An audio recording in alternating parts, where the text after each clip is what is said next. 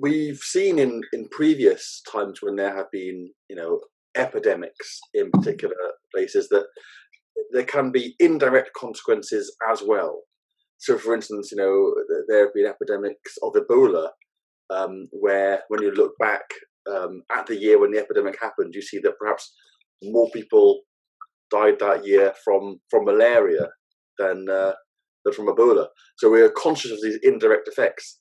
So when we saw that the COVID-19 epidemic was spreading in African countries in particular that have a burden of HIV, TB, and malaria, we immediately thought, well, what might that mean for those programs?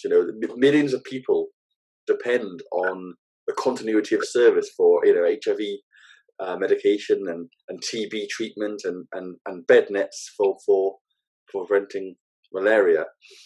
If there were disruptions to those services, we thought that could be something really significant, and so we set out to try and quantify that impact in order to kind of try and gauge what level of priority it ought to be given in considerations about planning for and mitigating the impact of the epidemic.